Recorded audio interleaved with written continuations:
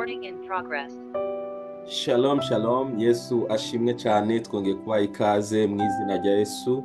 Imana ibaha umugisha muri kino gitondo cyiza cyangwa se muri amasaha bitewe naho udukurikiye uherereye. Twongeye gushima Imana itugiriye neza, Imana iduhaye amahirwe yo kubyuka duhumeka umwuka w'abazima, kandi nawe udukurikiye ndabizi neza ko niba ugihumeka umwuka w'abazima hari uburinzi bw'Imana budasanzwe buri ku buzima bwawe. Imana ibaha umugisha rero. Niba utameze neza mu mubiri cyangwa se hari situation zitameze neza, uhumure, Imana irahari kandi yiteguye kukugirira neza muri ibyo bihe uriko uranyuramo. Yesu abaha umugisha. Twongeye gushima Imana kubwa bene data turi kumwe nabo baba dukurikiye kuri Zoom cyangwa se namwe mudukurikiye kuri YouTube Andika Gospel TV. Imana ibaha umugisha mwinshi cyane. Dushimiye Imana ko mukomeje kudukurikira, mukurikira ibiganiro, musengana natwe mu gitondo. Yesu abaha umugisha. Umuhati wanyu ntabwo ari ubusa mu mwami. Rero nagira ngo twongere dushime Imana ko itugiriye neza, kandi tuyishimire ko hari uburinzi budasanzwe buri ku buzima bwacu muri ibi bihe. Hari ibihuha byinshi, hari ibibazo byinshi, hari intambara nyinshi hirya no hino, ariko dushimire Imana ko tugihumeka umwuka w'abazima, kandi turizeye ko Imana yacu izakomeza kurinda ubuzima bwacu, izakomeza kurinda imiryango yacu. Aho uherereye nagira ngo uzamure ijwi ryawe dufatanye dushime Imana, ubundi tuze kuganira ijambo ry'Imana iminota mike. Twongere dusengere uyu munsi, tuwatureho umugisha, kandi ndizera ko Uwiteka Imana ari bukomeze kutugirira neza. Reka dusenge. Data mu izina rya Yesu, twongeye kugushimira kuri Imana igira neza. Dushimiye kubw'uburinzi bwawe, dushimiye kubw'imbabazi zawe, dushimiye kubw'urukundo rwawe ukomeza kutugaragariza. Kuba turiho uyu munsi n'ubuntu bwawe n'imbabazi zawe watugiriye muri Kristo Yesu. Izina ryawe rihabwe icubahiro mwami. Yagushimiye kubwa bene data bari kumwe natwe badukurikiye, reka ukomeze kubagira neza, ukomeze kubiyereka umwe wese mu byifuzo bye, mu byo yifuza ko umukorera. Umwami umwiyereke kandi umugire neza, kandi umube hafi muri byose. Vugana natwe mu ijambo ryawe, kandi ureme ibitangaza hagati muri twebwe mu izina rya Yesu Kristo. Amen. Hallelujah. Imana ibahe umugisha, Imana ibagire neza. Nagira ngo twizere ijambo ry'Imana, twizere gukora kw'Imana, twizere imbaraga z'Imana zirahari. Yesu Kristo twasomye wakoze ibitangaza, aracakora ibitangaza n'uyu munsi, kandi azakomeza kubikorera abamwizeye n'abamwiringiye. Hari igihe tunyura muri situation zikomeye, hari igihe ibibazo bitubana byinshi, hari igihe intambara zitubana nyinshi, hari igihe uba mu buzima ugoswe impande zose, ubona ibintu bitameze neza, bitari kugenda neza nk'uko ubyifuza. Humura, ni ikibazo cy'igihe gusa. Ibihe bigenda bihinduranya. Mwanditsi w'umubwiriza aravuze ngo munsi y'izuba ngo buri kintu cyose gifite igihe cyacu. Niba uri mu gihe cyo kumanuka, hazabaho igihe cyo kuzamuka. Niba uri mu gihe cyo kuzamuka, hazabaho igihe cyo kumanuka. Niko isi imeze, niko biteye. Ukwiriye rero guhumura, kuko Imana yacu niyo kwizerwa. Abayiringiye ntabwo bigera bakogwa n'isoni. Rero dukomeze kwizera Imana, kandi Imana izatugirira neza. Ijambo ry'Imana yatubwira muri Matayo igice cya 19 umurongo wa 26, turasoma umurongo umwe wenyine gusa, ngo Yesu arabitegereza arababwira ati, ibyo ntibishobokera abantu, ariko ku Mana byose birashoboka. Ibyo ntibishobokera abantu, ariko ku Mana byose birashoboka. Nagira ngo nkwibutse muri kino gitondo, ibintu byose ubona bidashoboka ntabwo uri uwa mbere ubibonye. Hari n'abandi babibonye, hari n'abandi babitekereje, kandi koko hari ibintu tureba muri iyi si ukabona ko bidashoboka. Murashobora kuba afite amadeni muri banki yaramurenze, ukavuga ngo kwishyura amadeni ndabona bidashoboka rwose. Nk'umwana w'umuntu ushobora gukora amanalize ukabona ko bidashoboka. Nibyo, ushobora kuba uri umuntu, uri umukobwa udukurikiye, ufite imyaka, warengeje imyaka 40, uvuga ngo rwose ndabona bidashoboka ko nabona umugabo, ndabona bidashoboka ko nashaka. ndabona igihe cyo kubyara cyararangiye. Yes, umwana w'umuntu haraha amaso yiwe agera, hari n'aho ubushobozi bwe bugarukira.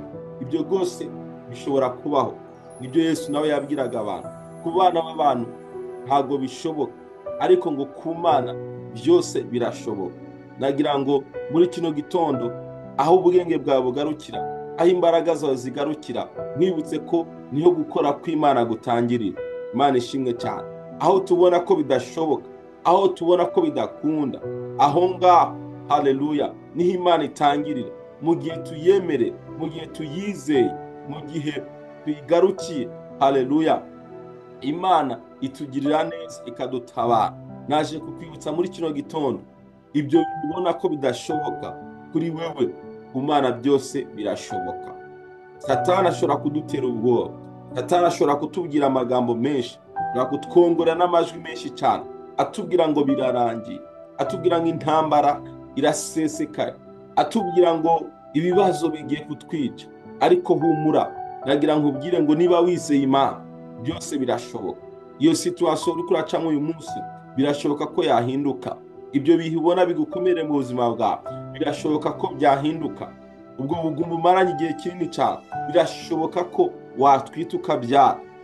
Ubwo bukene umaze mu gihe kinini cyane, birashoboka ko Imana hari icyo yabikoraho bigahinduka. Ni ukuri, byose bishoboka Uwiteka, kandi kuba mwizeye bagenda babona gukora kw'Imana.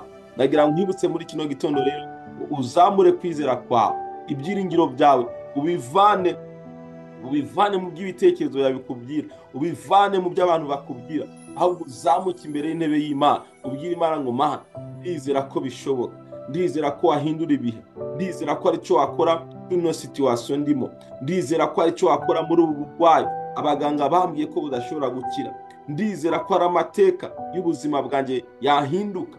Byose birashoboka, kandi bishobokera Uwiteka Imana yacu. Nagira nkwibutse muri kino gitondo, dufite Imana ishoboye byose, dufite Imana ifite imbaraga, ifite ubutwari, ifite byose, kandi nta kintu na kimwe cyabasha kuyinanira. Imana ishimwe cyane. Rero wizere Imana, wizere imbaraga z'Imana, wizere gukora kw'Imana, wizere gukomera kw'Imana. Ubutabazi buri mu nzira yawe. Wicika intege, komera, shikama, Uwiteka ari mu ruhande rwawe. Zamura ibyiringiro byawe ku Mana, ubundi ubutabazi bwawe buze bukugana mu izina rya Yesu. Yesu abaho umugisha, kandi Yesu abagire neza. Ntiducike intege zo gusenga, ntiducike intege zo kwiringira Imana. Yesu arahari, Imana irahari kugira ngo idutabare kandi tugire neza. Iki ni igihe cyawe cyo gutabarwa n'Uwiteka. Ibyo wabonaga ko bidashoboka, Imana igiye kukwereka ko bishoboka, niba ugikomeje kwizera izina ry'Uwiteka Imana nyine imbaraga. Yesu abaho umugisha.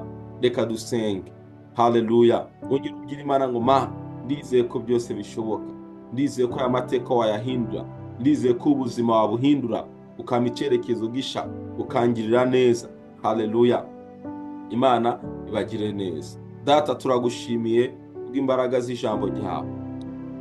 Iyo twumva ijambo ryawe nka guca Mwana, ni ukugira ngo dukomere, ni ukugira ngo haleluya riturememo ibyiringiro. Satani ari yaduca intege, akatwereka ko ubuzima burangiye, ariko ijambo ryaratubwiye ngo byose ngo birashoboka, ngo bishobokera Uwiteka, kandi kuba byizera ibitangaza birakoreka. Ndagushimiye kubw'ijambo ryawe. Ndasengera abantu badukurikiye Mwana, ubuzima barimo bubakomereye Mwana, bongere kuzamura ibyiringiro kuri wowe, bamenye ko uri Imana ishobora byose, uri Imana ihindura amateka, uri Imana ihindura ibihe. Izina ryawe rihabwe icyubahiro Mwana.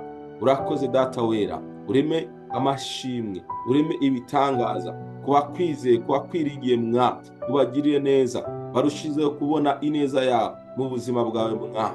Ndatuye kugira neza kwawe ku buzima bw'abantu badukurikiye muri kano kanya. Imbaraga zawe Mwana zibaremera amashimwe. Ibyo babonaga ko bidashoboka Mwami, babone ko bishoboka kubw'imbaraga zawe Mwana. Ntabwo ari imbaraga zacu, ahubwo ni imbaraga zawe Mwana. Urakoze Uwiteka Mana igira neza. Umugisha wawe ku buzima bwacu, umugisha wawe ku miryango yacu, umugisha wawe ku bacu Mwana. Kandi natwe uburinzi bwawe bukomeze kuganza imiryango yacu, ibihugu byacu Mwana, ukomeze kubirindira mu buntu bwawe. Urakoze kuri Imana igira neza. Icyubahiro cyose gikomeze kuba icyawe mu izina rya Yesu Kristo. Amen. Haleluya. Imana ibagire neza, Imana ibahe umugisha, ukomeze kwiringira Imana. Gutabagwa kw'Imana kuri hafi gusohora mu buzima bwanyu. Yesu ibahe umugisha, musangize abandi iri jambo ry'Imana, kandi niba utarakora subscribe, iki ni igihe cyiza kugira ngo uzakomeze kubana natwe no kudukurikira mu bindi biganiro. Yesu abahe umugisha, mugire ibihe byiza, mwarahezagiwe. Shalom shalom.